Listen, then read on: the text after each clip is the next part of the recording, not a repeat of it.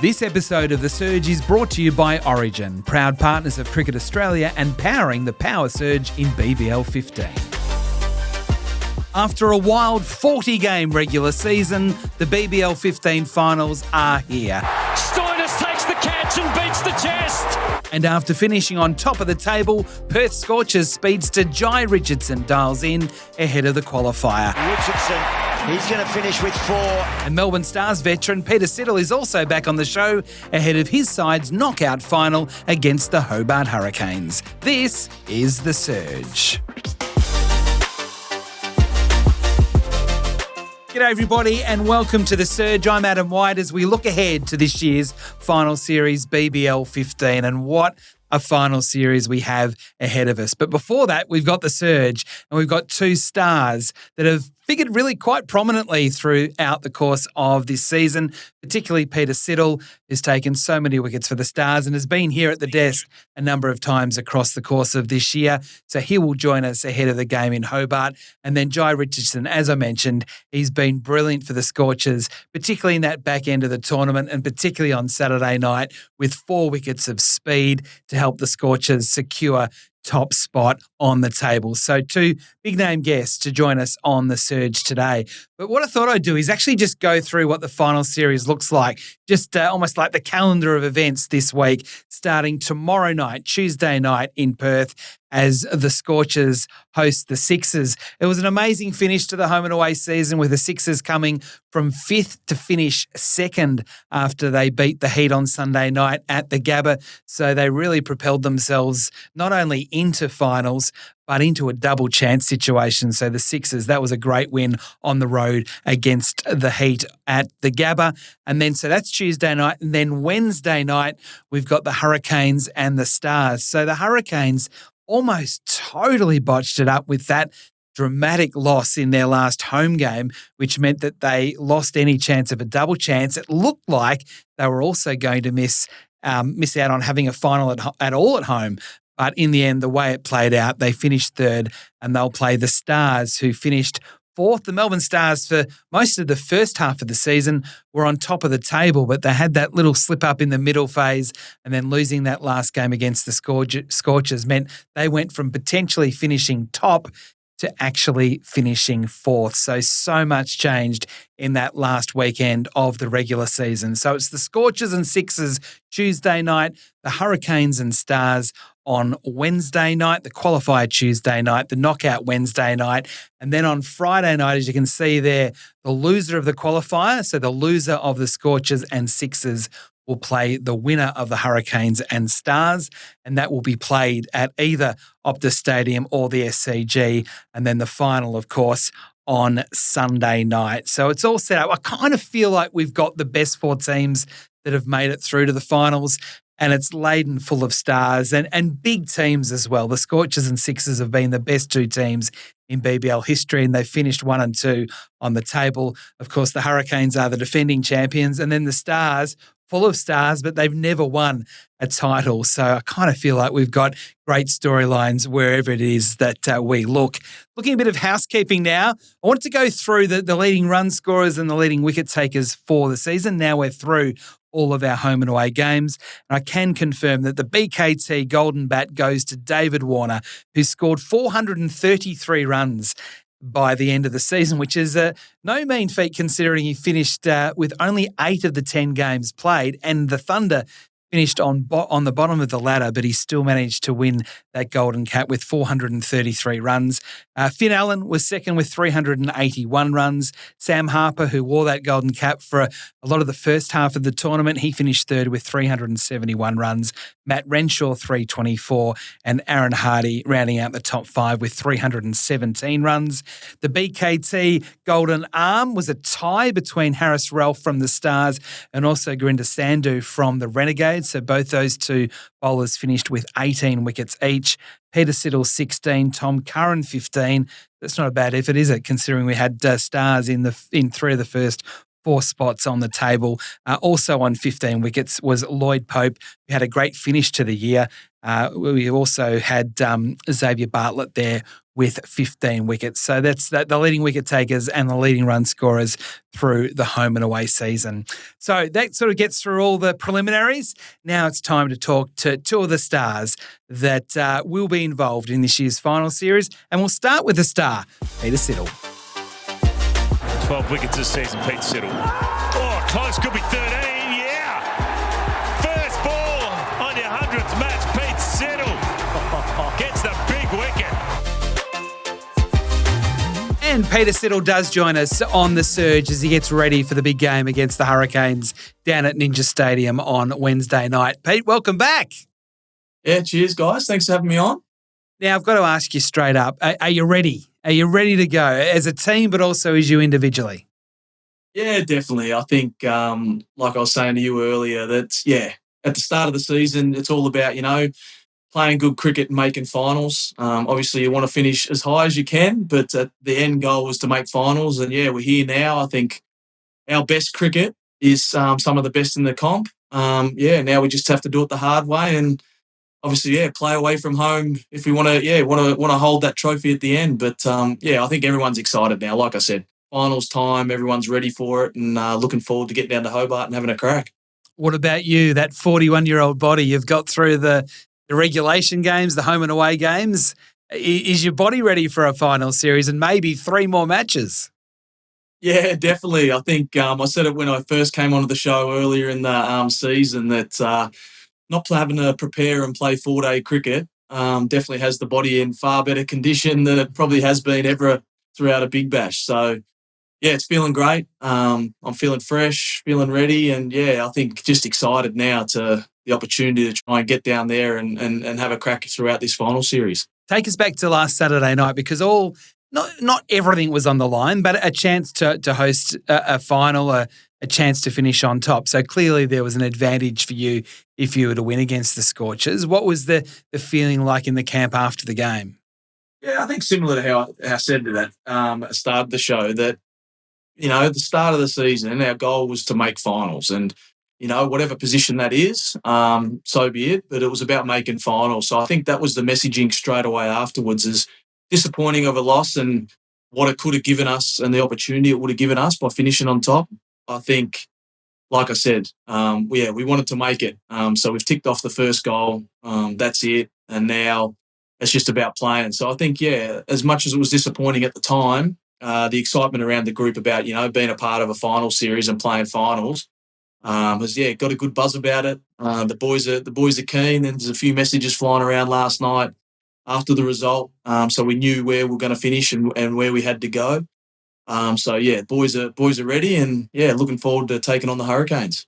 Does it help that you beat the Hurricanes earlier in the tournament to give you that sort of recent, confidence that you can beat the defending champions? Yeah, for sure. I think it's always nice knowing that you can match it with the teams you're coming up against and like it was at the MCG. I know their record ain't great there and ours is a lot better, but it is promising that we know what we have to do against them. We know they've got an unbelievable record down there in Hobart. They play the ground so well. I think we're up and about. We're ready. We know what to expect from them and how they're going to go about it by already playing them. So now it's just about executing our skills and getting the job done here one more time to, like you said, hopefully 3 more games for us. It's obvious they're such a dangerous team with the firepower that they've got in their lineup, particularly at the top, and you'll get to bowl to the top, you'll get to bowl to the middle, and you'll get to bowl at the end based on what you've done all year. But particularly on that pitch down at Hobart that does tend to favour the batters. What are your plans for some of the armoury that the Hurricanes do have?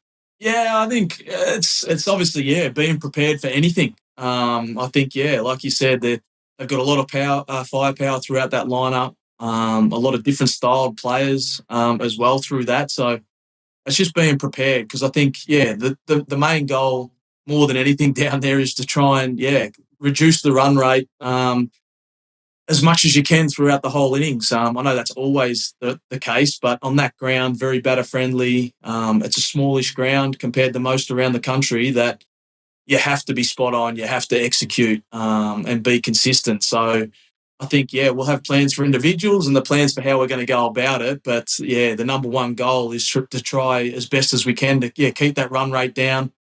And gradual wickets throughout plays a big part in restricting that to a lower total. So I think the things that when we've been on fire with the ball this season and what we've done well as a bowling unit has been able to take consistent wickets. And in T20 cricket, that's gold.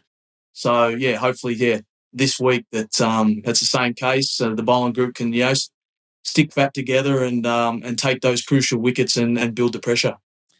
Last time you were on the Surge, you talked about your experiences of bowling at the Adelaide Oval, so the batter-friendly Adelaide Oval, and how much you learn about your own game and T20 cricket, playing so much cricket there. Does that experience help you down at Hobart where, as I said, you're going to get a good pitch, you've got good batters to, I don't know, you've got better perspective or a better understanding of how to bowl in those sorts of conditions against that sort of team? Yeah, it does. I think, like I just said, I think it's about, preparing for your skills and knowing what your best balls are and what your go-to balls are when you're, trying to go defensively and under pressure. But it's just at the end of the day, you just got to be a bit tighter and a bit more consistent with the execution on those type of grounds. We know that, if you can nail your ball, the perfect ball, as best as possible, each delivery, that it is going to trouble the batsman. And I think, as I said that, I think when we've been at our best, we've been able to do that a bit more consistently than most throughout the tournament so far. So it is, you've got to be precise because, if you're not, like we said, the power in this lineup, you miss slightly, they're going to punish you. And I think, that's always the nervous thing about these games. But the exciting thing, you want to come up against the best and play against the best and perform against the best. And like you said, the reigning champs, they're one of those sides. They can be very destructive. So I think we've got to be prepared for the worst and and ready to go and try and halt that firepower that they have. Now, the other thing that happens is that you get another battle with your good mate Matthew Wade. Now, you've been teammates with him at a number of different teams over the years. Does he ever shut up, especially when he's up against his good mates? And do you ever get sucked in or do you feel that you just got to give a bit back? Talk to us about what it's like out on the field with you and Wadey. It's more just laughter and a bit of fun and a bit of banter. I think it's always a good challenge because, he wants to get it over me and I want to try and get him out. And I luckily got him out in that first game. It was going for 6 and Maxie took one of his good catches. So I won out on that, even though it was probably, his shot was probably the right shot. So there's circumstances like that. They're always good to laugh about and have a bit of fun. But I probably miss out on a lot of his banter because I think, a lot of it's usually when he's out there behind the stumps with the gloves on, giving it to the batters and, chirping at them. So I probably don't see it as much as the other guys do, but he's a competitor. He's one of the guys that I love playing alongside of for those reasons. And he's dangerous. He came out and played some nice shots the other night against us when we played him, and thankfully we got him, or the score could have been totally different. But he's still one we got to watch. And like we've said, they've got an unbelievable lineup. Even if Tim David's not in there, they've still got a lot of firepower, a lot of skilled players, and a lot of players that Tim Ward and Nicky Chowdhury that have stood up this year for him in that batting lineup. So it's it's going to be a lot of fun as a bowler. Like I said, you want to play against the best, and there's some of the best going around at the moment. How are we going to get Maxie scoring runs? We had him in here in the studio just last week, and he was pretty relaxed about it. He's had a couple of hits since, and he still hasn't been able to quite capture his best. Is he just sort of just saving it all up for a final series? Yeah, that's what we're hanging with. I think I spoke after the game to the journos after the match in Perth, and they were they'll on him a little bit about his performances throughout the home and away, and and we know that he spoke about it that he wasn't at his best and hasn't had the best season to date. But one thing I said the other night to the journos was that the one area that we have seen him dominate and do really well and win games for his country is at World Cups and knockout tournaments over the years, and that's what it comes to now for us. It's do or die, and we've got to win. And I think that's what we've seen him do for Australia. We've seen him pull them out of a lot of holes in these type of tournaments. So this tournament play type final series now for us is something that he thrives on, and hopefully it does bring out the best in him, and he can start firing, because if he gets on a roll, we go a long way to holding up that trophy. Does his role change at all, Sids? Does he get pushed up the order a little bit to give himself more time, or is it very much he stays in that kind of, I hate to say this, but 6-7 type of role for the Stars? I think it's very match dependent. It's hard for me to comment because I usually spend all my time in the change room, so don't even hear the chats that they have about when he might go out there and bat or might not. But I think, like I said, I think it's going to be match dependent, situation dependent, of where he goes out and how he plays. But I think the one thing and probably a lot of fans know as well, I don't think anyone tells Maxi what to do. I think Maxi bats how he wants to bat and how he's feeling on the night. We've just got to trust that he's done it many times over the years for Australia, for the Stars, anywhere in the world, that he'll be ready. We know he's preparing well. Like I said, these knockout games are where he fires, and I'm excited to see him go off over the next couple of games, hopefully. Bookending the conversation from what we had at the start of the year about the Stars and the only team that hasn't won a title and the pressure that goes with that, and Peter Moores has given some great insights into what he has said to you guys about the whole idea of, I guess that's the opportunity to be the first team to win it rather than the team that hasn't won it. Does that reset now you've got to a final series? Does the theming change? Does he go back to it? What's been said in the change rooms about what's possible historically over the next week? Yeah, I think that's the exciting way to look at it, and it's nothing's going to change. I think I was lucky enough to be a part of that at the Strikers, to be the first group of 11 players that got to play and hold the trophy up and win the title, and to look back now that they've only won one as well, and that I was a part of that is quite special. So the opportunity that stands in front of us to be able to potentially do that is still something that we're striving for. I think I spoke about making finals was the number one goal at the start of the year, and now it's it turns to getting the job done in these next few games to hold that trophy up. So that's always going to be the goal. I think that opportunity is exciting. It's exciting, yes, to win a title. Many guys in the squad have won titles around the world in different teams and situations. But to do it as a group of, we've had a lot of fun this year. We're good mates. To be able to, be a part of that would be even more special. So, we're still striving for that. That's the goal we're chasing. It won't change throughout these next few matches. And, if it's not to be, it's not to be. But we've worked hard. We've played well. We've played some amazing cricket so far this year that we've given ourselves every opportunity. Is it driving you personally? I've been noticing you particularly, I'll put Maxi and Stoinis into that conversation as well, driving standards out on the field, bringing the passion, bringing the intensity, that there's something a little bit in it extra for you, considering that you've only got probably, 5 or 6 years left in the game? I don't know about that many years, but no, definitely. I think for me, since I retired from Test cricket, it's always been about, whatever game I play, it could be my last. And I know that's actually it's lasted a lot longer than I probably thought it has. But I've always said that I want to be performing. I don't want to be taking a spot just to show up. That if I'm playing to win. I'm still going to have the aggression, the passion, and that's always been the goal of playing cricket, was to win matches for my team, or whoever I'm playing for. And it's been no different this year. And I think knowing that this is the only format I'm playing now, that I've got to make the most of it. It's not like I've got a 1-day team or a 4-day team to go back to and try and win and get something out of this season. That this is all I'm playing this summer of cricket. So it's been exciting. I've been passionate. I've shown emotion. I just want to win cricket games for the Stars, and I want to try and win that trophy. So I think it's shown throughout, a lot of the senior guys, but even the young guys have got on top of that, and I think that's helped their performances, the way they've gone about it. seeing Harps have the season he's had, Campbell Callaway, see them buzzing around, Blake McDonald when he's come in and had his opportunity, Tommy Rogers, like those younger guys have been thriving and showing the same passion and buzz that the older boys have, which is, I think it's made it that we've been a fun team to watch this year, and I think that's a big part of it. Two more before we let you go, because I know you've got to get on a flight.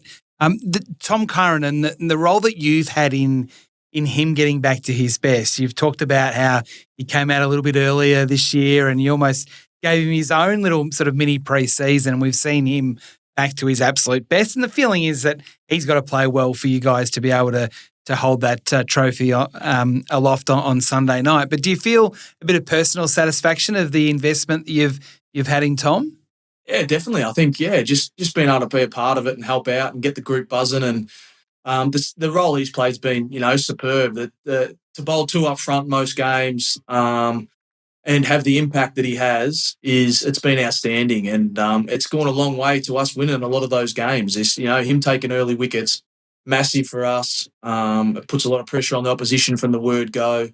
Hopefully that's what we'll be hoping for again on Wednesday night, that, he can do the same thing that he's done for us all season. But, I think him, the preparation that he's put in, the way he's gone about it, and the cricket that he's played for us shows why we initially recruited him, but why he's been one of the best around to play that role.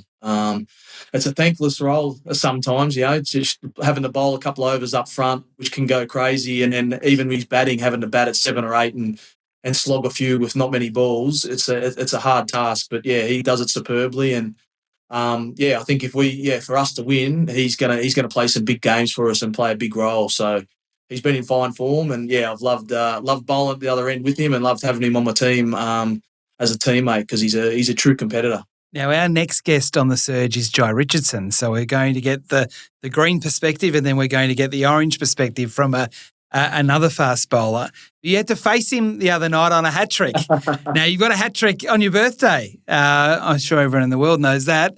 In Test cricket, what was it like to face a hat trick in the cauldron of Perth Stadium with Jhye Richardson coming in bowling rockets? It was interesting. I think, it's very rare that I have to bat at 11 in a Big Bash game, let alone going out to face a hat-trick ball. So I pretty much knew where the ball was going to be. I'm like, well, if I'm bowling this, I'm bowling it fast, full and straight. That's what I'm going for. So if you had a bowled at up around my ribs and head, I was probably in a lot of trouble, because I was expecting it to be full at the stump. So I wouldn't have been in a position for it. But, thankfully kept it out. It's always nervous going out to face a hat-trick ball. You don't want to be a part of it, especially the last one. The last one always seems worse, and the first two don't really worry too much about it. But the last one, you don't want to be that. But, he bowled superbly. He put us under a lot of pressure, and, probably, he was the difference in that game in the first half anyway. Well, you're going to have to do it the hard way. You've got to win in Hobart, and then either win in Perth or Sydney, and then win in either Perth or Sydney after that as well. But you did go on a great run at the start of this year's tournament, so everyone knows what you're capable of doing. All the very best over the next week, and let's see whether the Stars can finally win it. Cheers, Whitey. Yeah, it should be good fun. It'll make for a good story anyway. If we get the job done, it'll be an amazing run. So, fingers crossed, and let's go green. Absolutely. So the knockout on Wednesday night, the Hurricanes and the Stars from Ninja Stadium. So that's Peter Siddle talking about the Stars. Next, we will head over to the West, and Jhye Richardson, Australian Test bowler and also one of the Stars from the Scorchers, will join us on the Surge. Straight up in the air. Can they get there? Brilliant effort. Richardson makes good ground. He's on a hat-trick. And welcome back to the Surge. We have got Jhye Richardson with us over in Perth. Jhye's been flying at the moment. He's played Test cricket on Boxing Day, 4 wickets for the Scorchers on Saturday night to secure top spot, and he's with us now. Jhye, things are going very nicely for you just at the moment. Yeah, it's taken a turn over the last week or so, which is nice. Probably haven't had the performances that I would have liked in the Big Bash coming back in. But yeah, I mean, it's nice to get one out of the way. It's nice, and it's a bit of a relief to get a good performance on the board. You can look at it the other way as well. It was only, maybe less than 2 months ago that you were just coming back from serious shoulder injury playing club cricket to to play on Boxing Day and now to play in a final series in the BBL. It's a lot's happened in a short period of time. Yeah, things have happened pretty quickly, and I think it's a good reminder that when performances haven't necessarily gone my way, my preparations looked very different compared to previous years. Obviously, I've had injuries previous years, but I've had a decent run into certain competitions, whereas things happen really, really quickly. So it's taken a little bit of time to get back into the swing of things, but now I'm sort of raring to go and feeling confident with my bowling again. So it's been really nice. What have you learned about yourself and maybe your shoulder, but particularly yourself over the last 12 months? I think just, trying to have that, mental resilience. It's obviously really difficult when you are stripped away from something that you love doing so much, and you've had a taste of, playing higher honours and playing for Australia, and then all of that gets ripped away pretty quickly and consistently, and not being able to have a consistent run at things, it can be really frustrating. And I think naturally as human beings, we always catastrophize a little bit. And, we always sort of think of the worst case scenario. And that's natural when you have such a long period of rehab. You're never really sure if you're going to get back to where you were. You're never really sure if your shoulder's going to be good or whatever you have surgery on. Nothing's ever guaranteed when you go under the knife. So, yeah, I mean, just have to keep remembering to be proud of myself of the last 12 months and getting back to playing cricket at a high level. But yeah, there's no doubt it can be frustrating and pretty draining at times. You've had issues with your shoulder before, but this time round, did it ever get to a point where you thought you might not have been able to get back? Because this time it felt, maybe a little bit more serious. I think my shoulder was always functional from a bowling point of view. I know it was obviously not stable, but bowling was never really the issue. It was throwing and diving, and obviously high-fiving, all jokes aside, getting into that position. I don't think it was any more serious as the first time. I think it basically just presented itself as this needs some sort of intervention. We could probably go the route of leaving it and just seeing how we go, knowing that there's probably 100% chance of it coming back out again, and what that looks like in a test match. If it gets to a point where it comes out again and I can't come back on the field, there's been a few times where it has come out and I have been able to get back on. That's pretty detrimental, especially if you're playing over 5 days, and could be pretty detrimental on the other fast bowlers as well. So I wouldn't say from an actual biology point of view it was any more serious. It basically just presented itself as something needed to be done. It wasn't in a position to, for people to feel confident going into games, knowing that there might not be an issue there. So basically trying to mitigate some of the risk with this shoulder. No, and what about from a mental point of view? Just the mental fatigue to keep having to come back and to go again. I mean, I can't imagine how frustrating that would be and how draining it would be to keep putting yourself through that kind of rehab to get yourself back bowling like we all know that you can bowl. Yeah, the first couple of times were really frustrating. Because I was sort of flying. I was going really well, felt really good with my body. And then obviously that first incident in the UAE at Sharjah, just, all of that got ripped away really quickly. And I was quite naive early on because there was a World Cup coming up as well. So I was like, it'll be fine. We've got 8 weeks to the World Cup. I'll be fine. And was very naive in the sense I didn't really understand how serious it was until we were a week before flying out to the World Cup, and I could hardly bowl off a couple of steps. So yeah, it is frustrating, and it has been a long process. But this time around, I think the difference was that I think regardless, it was the last crack at it. I think, I've said in the media before, I think I would have regretted more not knowing if surgery would work this time around. I think I would regret not knowing what could have been. I think if we left it and then I finished my career and go, geez, I wonder if I had that surgery. I wonder if things would have been different. I wonder how it would have pulled up. I wonder if my throwing would have got back, that sort of thing. So now I've done it. a case of getting it to the best possible position we can get it to, and whatever that looks like is what it is. We've given it a red hot crack, and that's all we can ask for, really. How much confidence did it give you, the fact that you got back into that test team for Boxing Day? It felt like it all happened really, really quickly, but to be able to not so much just get back there and play, but have the confidence of the Australian selectors to know that you're still very much part of the current and future plans, just for your own disposition as much as for your cricket, that yep, it's all systems go still.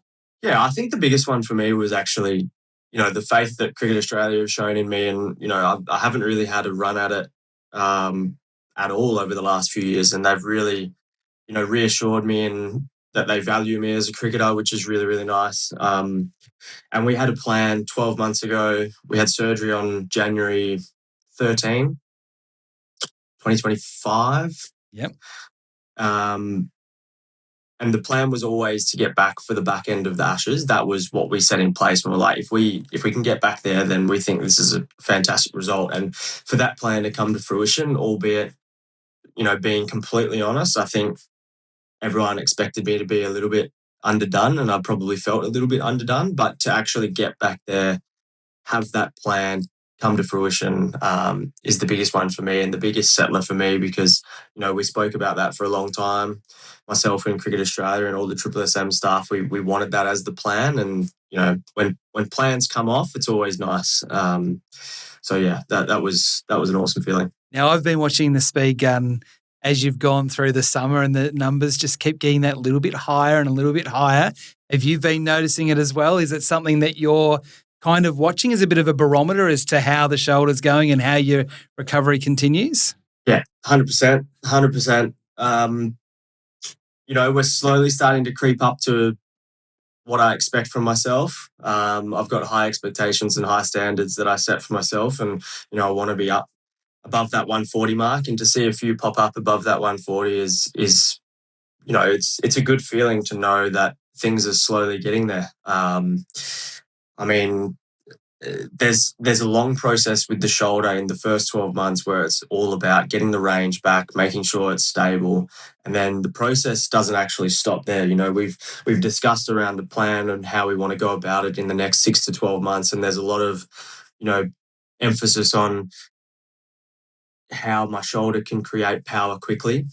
There's a difference between strength and stability, and then actually being able to create that power at a rapid rate. So that'll be the focus over the next 6 months is another lot of rehab, I guess you could say, albeit a part of competition. The shoulder stuff doesn't stop. It's not like you go through 12 months and then your rehab suddenly stops. There's still some key areas that we can focus on. So that'll be the next part of it, and making sure that I can get my ball speed as good as I can. So, Jhye, did you have to reteach your body to bowl and to bowl fast, or were you able to just get straight back and the action was the same as it was before the surgery? You can get into some funny little habits when you haven't bowled for a while, things that creep in that you never really thought about before. So it's more just about refining. It's not like you forget how to bowl, and your action is obviously somewhat natural to you. So that wasn't the difficult thing. It's sort of these little things that creep in that you just have to refine. So bowling, yeah, it took a while. It was pretty sore once we started bowling, it was pretty sore for the first few months at least. And it's not until you actually get back into a competitive environment, you go and play some club games, you go and play, centre wicket or CA11 or whatever it was, when you're actually in competition thinking about your execution rather than what your shoulder's doing, that's kind of when you forget about your body and you just try and your pace naturally creeps up a little bit more and your shoulder sort of naturally lets go a little bit. I think when you're in the nets, either bowling to no one or bowling to batters or whatever it is in a rehab setting, you're thinking about what your shoulder's doing, you're thinking about your pace, you're thinking about this, that and the other, and you're not necessarily thinking about how to be competitive. So I think the key is definitely to get into a competitive environment and play games, and that's sort of when your body starts to teach itself again to, okay, well, I can let go here and I don't have to be so protective. I've spoken to sprinters, and they've often spoken about if you try and run fast, you often run slow. Is it a bit the same from a fast bowling point of view, that if you try and bowl fast and try and get that gun back up over 140, 145, which are numbers that are very familiar with you, that sometimes it actually doesn't come out as fast as it should? Yeah, I think so, because, the reality is when you're trying so hard, that everyone speaks about rhythm. Everyone speaks as a fast bowler, it's rhythm, rhythm, rhythm, which is very similar to what you just said about the sprinters. It's, making sure that biomechanically everything's right. It's making sure that, your body's in the right position, your run-ups, fluid and all of that. I think when you start to try and muscle it down, that's when you start to get, you start to change things with your action, you change things with your run-up, you change things that you haven't necessarily taught your body to do or you haven't done a lot of.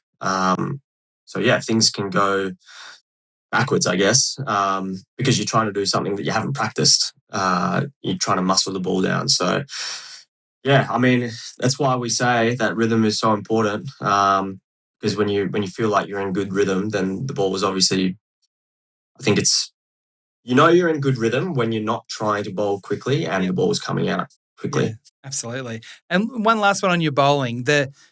We think of yourself and Lance as the two probably fastest bowlers outside of Mitchell Starc in Australia, and it's kind of like, I feel like that's the future of fast bowling here in Australia. You and Lance. You could probably put Cal Vidler into that conversation as well up in Queensland. Do you find that as a pressure, or do you actually love the fact that you're spoken about as being one of the fastest bowlers in the country, and that's your point of difference and a way that you do play cricket for your country? Yeah, I think speed for me when I was young was really important. I think now, while it is nice to bowl quickly, I think the reality is with international cricket, you need something else. I think you need seam movement. I think you need swing. I think you need something else that can go with the speed. Because I think, batters now are so good at just picking up pace, using the pace. Someone like, just as an example, someone like Joe Root, for example, like with pace on the ball, with now the introduction of ramp shots and, how good he is at gliding the ball through third man with pace on. I think, you mentioned Starkey as well. He does have that swing. He does have that seam movement. So he's also got another layer to that pace, which I think is super, super important. So that's one area that I sort of, that's the barometer for me. I think if I'm swinging the ball, then I'm in a good spot. For me, it's not all about pace. Need to be doing something else as well. The Scorchers had a big win on Saturday night to secure top spot. Bowling in front of the parochial home crowd, just the advantage you think you've got, not only in being able to win on Saturday night against the Stars, but as we start to look forward now to, you've got two guaranteed finals, whether that's a qualifier and a grand final, or potentially through the long way home, you've got two finals from here at home. I think home advantage is key for us, and also knowing, specifically that the Sixers have to fly from Brizzy today to then play tomorrow in 40-degree heat, I think is also another advantage for us, knowing that we don't have to get on a plane, is big, because flying from Perth is obviously, it's quite a lengthy flight no matter wherever you go. So, yeah, that's an advantage for us and our home crowd. We know how loud they are. We know how opinionated they are out in the field. They like to give it to the opposition and they like to support us. So, yeah, it's a massive advantage. Love playing in front of our crowd. I mean, we had 48,500 people there last game, hoping to get something similar, albeit with the heat. But, I mean, yeah, I think it fills you with confidence. You're at the top of your mark knowing that you've got 40 to 50,000 people supporting you. Yeah, it definitely fills you with another level of confidence. And it's a different looking bowling attack this year. You've lost a couple of your old mates, particularly Berendorf and also Ty, and then some of the youngsters that have come through, not just fast bowlers, but spinners as well. Have you enjoyed a different looking attack to be part of this year? I think it's great. I think new faces brings new skills, right? Marley, we know how good he's been on a domestic level for WA. We've seen his progression, but I think even his progression in this Big Bash alone from the start of the year, sort of being in and out of the team, to now securing his spot and performing really well. I mean, yeah, it's a credit to him. And, Luke Holt as well, getting an opportunity with Agates not being available, as well. He loves it. He brings that sort of rookie energy.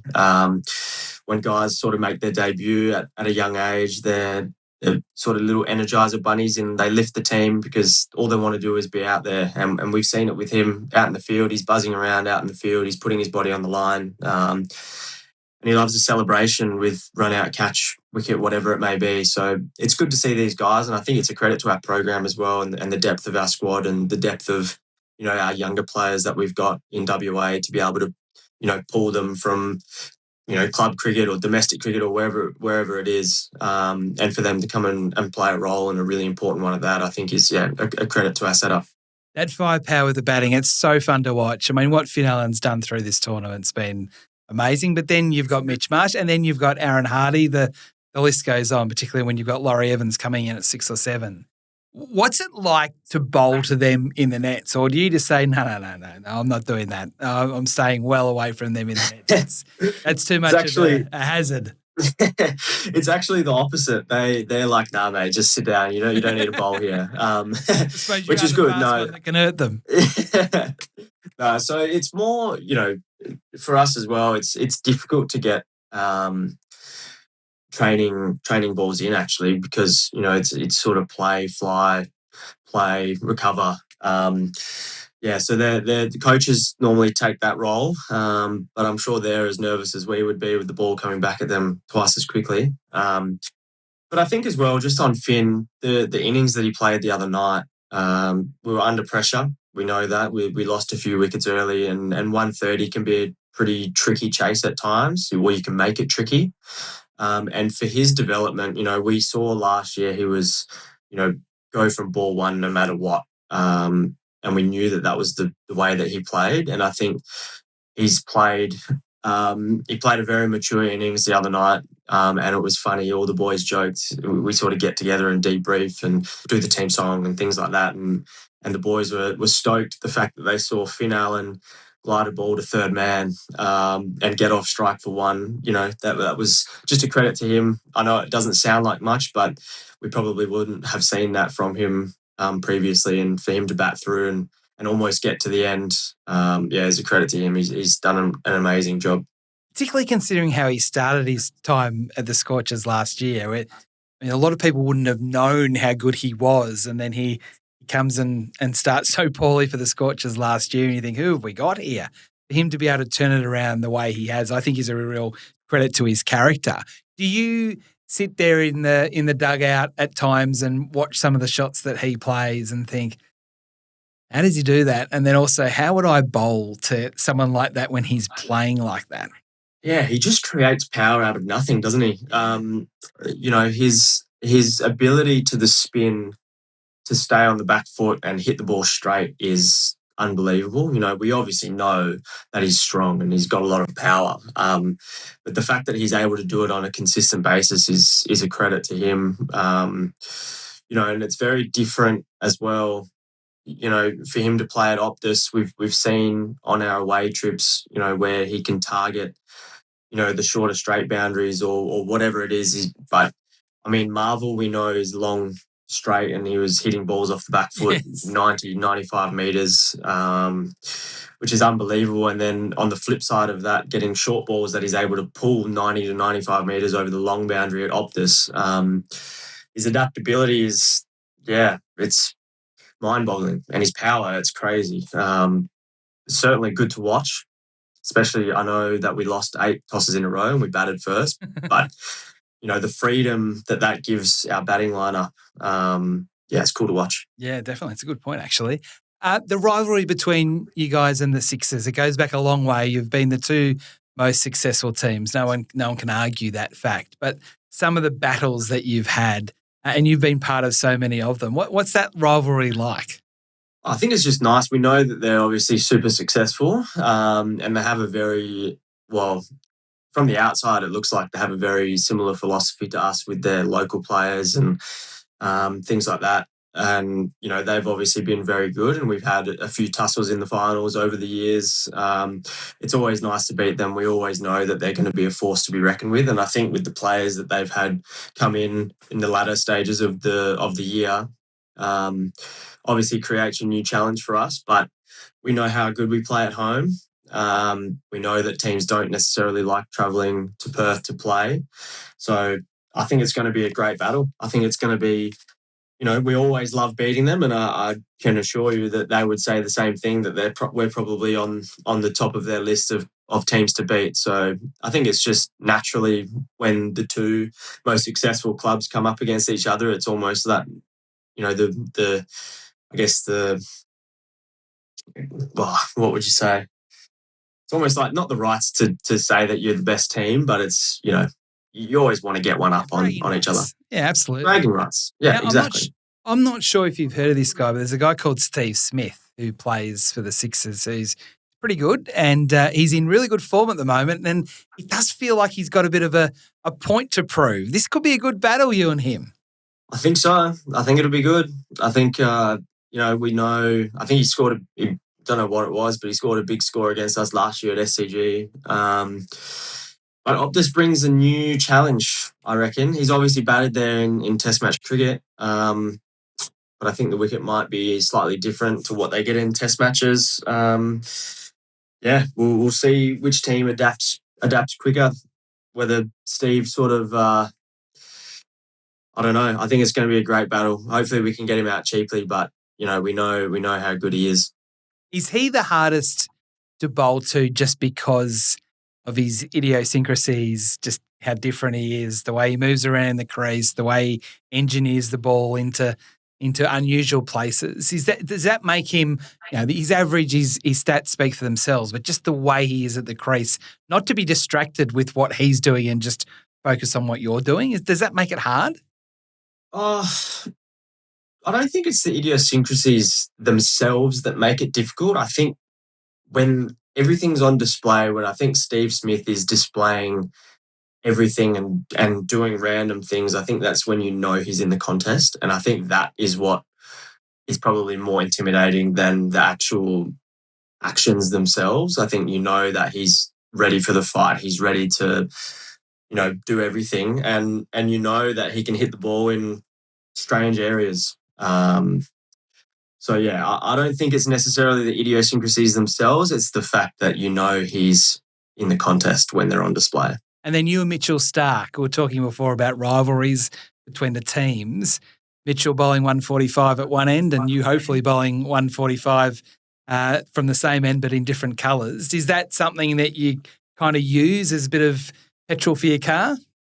Potentially, but I think the reality is, you have to concentrate on your own game. I think there will be an element on, let's say if they bowl first, it'll be interesting to see, getting a couple of little ideas whether or not, he's swinging the ball, whether or not he's not swinging the ball, what the pitch is doing. It's not so much about what he's doing on a personal level that'll get me going. It's more about seeing, what we can expect. If they bowl first, I'll be looking at if he's swinging the ball, if the ball's doing anything off the wicket.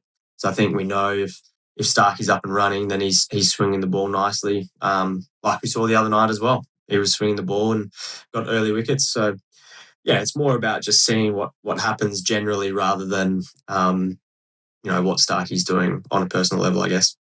And just one final one on the Scorchers and just the success you've had and I guess the culture, it's often spoken about, not just with the Scorchers, but with Western Australian cricket, going back to, the Langer-led teams to Adam Voges. What do you think make the Scorchers so special, Jhye? I think we just play for each other. I think we're such a tight-knit group. We obviously play together. A lot of us play together 12 months of the year, so we're very accustomed to each other's company. We know how each other play, and I think that's the beauty of this team is that we know the roles of everyone. Everyone's very clear on their role. Everyone's very clear on how they want to go about it, and I think it's that shared accountability piece where I know exactly how AT is going to go about things. I know exactly how Mitch is going to go about things, so we can 100% trust that.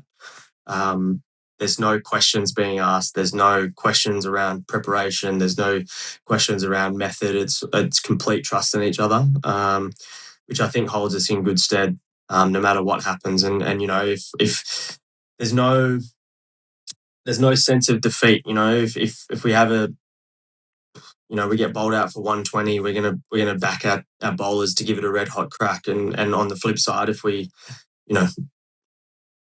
perform poorly with the ball, we're gonna back our batters to get it. There's just complete trust in one another. And then you've had nearly 200,000 fans turn up to watch you play your home games this year.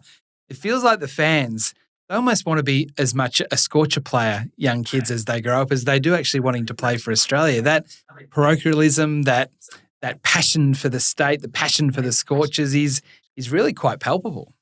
It is. It truly is. It's incredible, I mean, the fans that we have, they're so supportive. We certainly know when we're doing poorly, but equally we know when we're doing really well.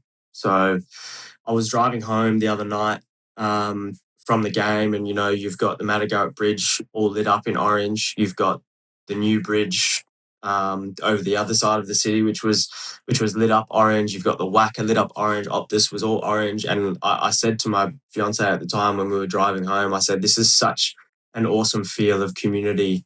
You're driving home and you're seeing the whole city lit up in orange to support us. And it's an incredible feeling, knowing that your state backs you. And it gave me goosebumps. It was really cool. It was really, really cool. Yeah, it's great insight. Now, I just spoke to Peter Siddle before on the Surge, and he spoke about having to go out and face you on a hat-trick ball the other night. Now, he knows what it's like to take a hat-trick in Test cricket. He was just waiting for that Yorker from you. He just knew that you were going to bowl full and straight. If you had your time again, would have you served up something different, or you just would have bowled that one and maybe a bit quicker? Because it wasn't too far away. It was online. Yeah, look, hindsight's wonderful. You could have gone, we'll hit the top of off. It's probably the hardest ball to hit. But I think, I backed my skills to hit a Yorker. Unfortunately, it didn't come off, bowled a little bit too full. But if I hit the mark, then I know that it's still a difficult ball to face. And I think, we speak about confidence and backing your skills, and I wanted to back my skill and bowl a Yorker. I think, equally as good as the hat-trick would have been and the wicket would have been, I still think, dot balls are invaluable in T20 cricket. So the fact that it was still a dot ball, still happy. But time again, hindsight's wonderful, but I think the Yorker's the play. Well, Jhye, thank you so much for spending some time with us on the Surge today. Great insights into your recovery. I think there's so many people, just cricket fans around Australia, that are so thrilled that you're back in full flight again, bowling like you've always bowled for your country, but also for your state and for the Scorchers. All the best in the final series, and all the best for hopefully what will be a really busy next couple of years playing for your country. It's just great to have you back. Appreciate it. Thank you. Jhye Richardson joining us on the Surge ahead of what will hopefully be for him a big next week. So a special thanks to both Jhye Richardson and also Peter Siddle joining us on the Surge as we look ahead to the final series. So don't forget, Tuesday night, it's the big one over in the West. The Scorchers taking on the Sixers. The winner straight through to Sunday night's grand final. Wednesday night in Hobart, it is the Hurricanes up against the Stars. And we just have to wait to see what happens after that with a game on Friday before that final on Sunday. Stay up to date with everything on the BBL and WBBL app. That's what you got to get. You got to get that. You'll get all the news, all the stats, all the information ahead of what shapes to be truly one of the best final series we have seen in BBL history. So until next time, we'll catch you on the Surge.